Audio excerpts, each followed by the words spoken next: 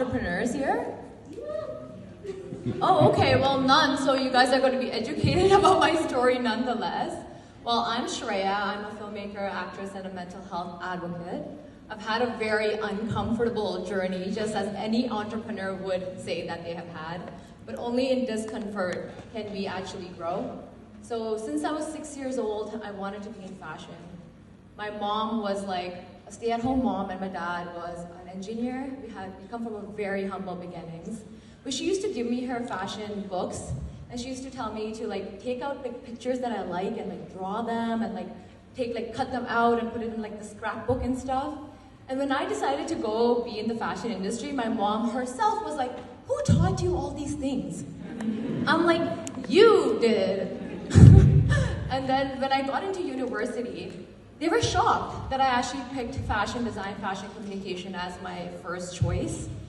They did not let me take it because, as you know, I'm South Asian and they want me to be a doctor or an engineer. So I ended up taking retail management in First Year University, which is business and fashion, right? No. That year I dropped out. And that was the time when it was recession. Great time to drop out when my parents were like, oh my God, first immigrant parents to Canada, their first daughter dropped out. Oh, it was not looking good. They literally thought I was a loser. That I'll come to later on. They were like, you know what, you should go to India. You don't know any of your family members in India, maybe you'll learn something. So I got to India, I went to Gujarat, which is where my family is from. I took a train by myself from Nadia to Bombay, which is another state all to itself. Did not know one person. Like I said, you gotta be in a discomfort position to like grow. So I get to Bombay, I don't know anyone in the city. I can barely speak the language. I get to an internet cafe. I found out a hostel. I get to this hostel, I'm like, oh, I would like to stay here. And she's like, come back in 3 months. Have you seen the population of this country? And I'm like, listen, I am a teenager. I don't know anything here. Please just give me a room. And some girl was coming down and she saw me like plead. And she's like, you know what, you can share the room with me. And my parents now, they did not know that I'm in India, like in Bombay by myself, by the way. They freaked out, of course. They were like, this girl is going to get trafficked or something, right? Because they're like, we left the country a long time ago, and now you're here. What are you doing? But I got very lucky because in 5 hours of being in Bombay for the first time in my entire life, I ended up meeting someone from the fashion industry, which was just luck, everyone would say.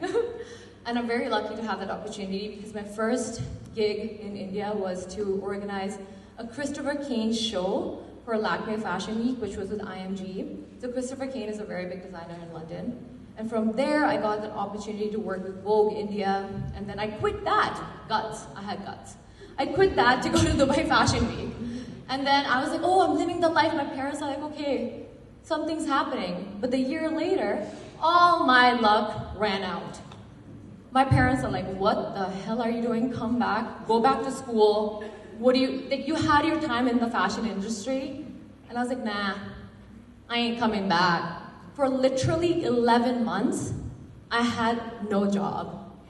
And I was like literally scraping by doing like small gigs and like getting all the money, and my parents were like, this is not cool.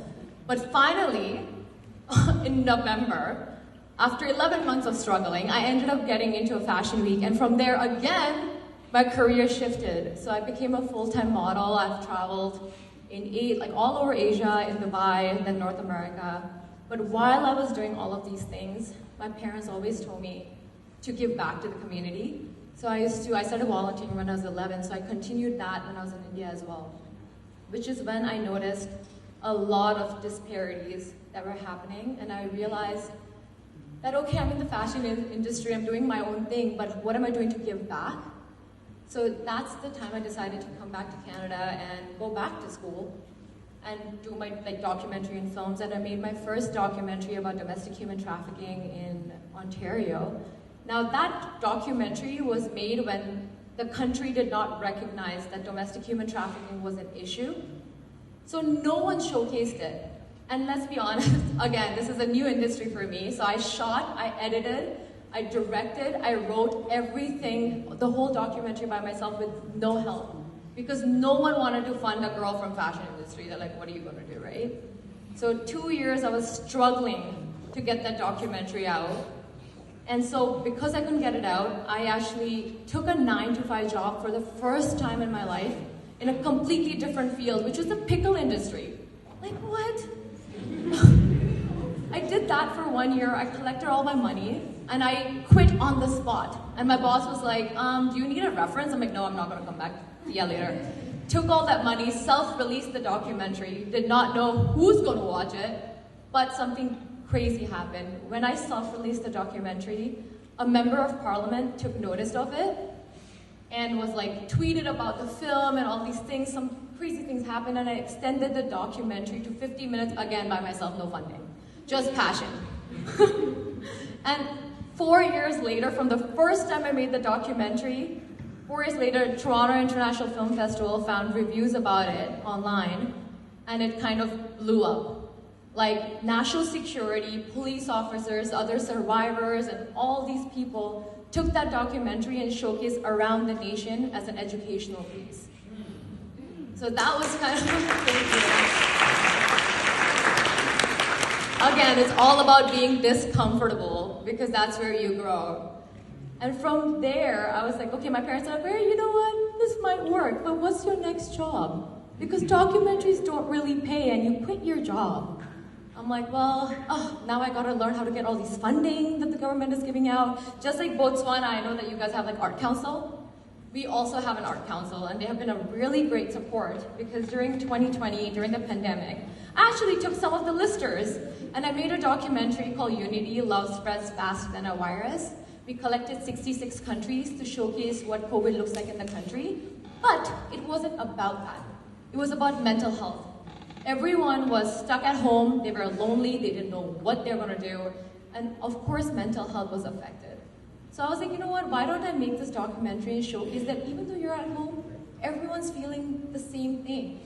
And that film got into the Munich Film Festival last year as a closing film, which I was like, oh my God, this is great. And then from there, I got to direct another music video, which was also remotely done, which went like a viral hit, 1.2 million views in less than a week, less than 2 weeks. So that was really cool. And now again, things slowed down. 2021.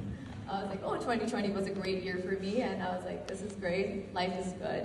2021 hit, and I was like, what can I do? So in 2020, I ended up writing a show with a friend of mine, which was a web series. In 2020, we also got into incubator. Finally, in 2021, that show got picked up by a network, which was also a long, very hard situation to do. But we finally incorporated the company. After 6 years of me having that company, we finally incorporated. And 3 weeks of being incorporated, we finally got invested. After literally 6 years, someone decided to believe in us. So now we are writing 3 shows. One of them is our flagship show, which I'm super excited about, and 2 films. And you know what? I just wanted to let you guys know that this has been a journey, and entrepreneurship, especially in the media world, is very hard. But you cannot give up. I could have easily given up back in the day when my parents and no one believed in me during my documentary. I did not give up because I believed in myself. Because only in discomfort will you grow. So I hope you take that and keep going. Thank you. Get back up. Honestly, the fear that you're having right now, there's a winner on the other side. So you gotta keep just going, and remember there's a warrior in you. If you want to get something in life, you have to fight for it, and you have to take up space. You cannot take up space when you have fear. We all are nervous about everything. Trust me, I was also like coming up here, I'm like shaking, I'm like, why is there so much light here? But you still do it, right? So don't worry about like failing, because in those failures, you will come out as a winner.